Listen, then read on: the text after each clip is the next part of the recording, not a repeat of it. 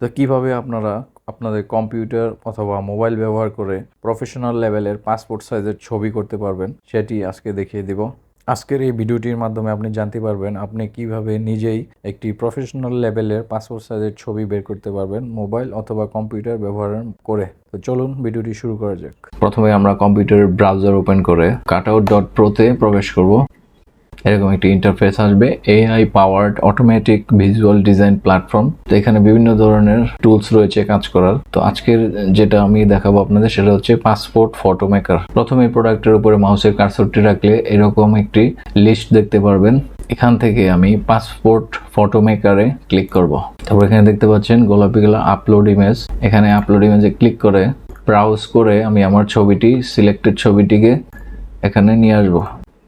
So ছবিটি upload হচ্ছে। প্রথমে আমরা ছবির সাইজটিকে সিলেক্ট করব। এখানে কমন সাইজ হিসেবে রয়েছে। তো এখানে আমি বাংলাদেশের যে পাসপোর্ট সাইজের ফটো রয়েছে সেই সাইজটি সিলেক্ট করব। এখানে নিচের দিকে আসলে দেখতে পারবেন Bangladesh passport size 4x5 centimetre, এটাকে সিলেক্ট করব। তো এখন বাংলাদেশি সাইজের ফটো পাসপোর্ট সাইজের ছবি হয়ে গেল। এখন ব্যাকগ্রাউন্ড কালার চেঞ্জ করব। এখানে ক্লিক করে এখানে ব্লু কালার দিয়ে দিব।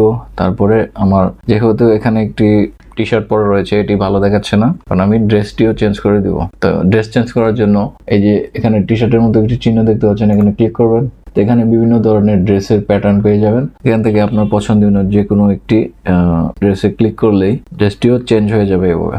এখন মোটামুটি কাজ শেষ। এখন ডানে ক্লিক করব। ডানে ক্লিক করার পর এখানে যে দেখতে পাচ্ছেন ডাউনলোড এইচডি তে ক্লিক করব। তো আমার ছবিটি অলরেডি সেভ হয়ে গিয়েছে। ছবিটি এখন ওপেন করে দেখব।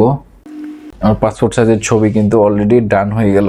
এই এআই টুলটি ব্যবহার করে আপনারা যে কোনো ধরনের ছবিকেই পাসপোর্ট সাইজের ছবি হিসাবে তৈরি করে নিতে পারেন, ছেলে মেয়ে অথবা শিশু।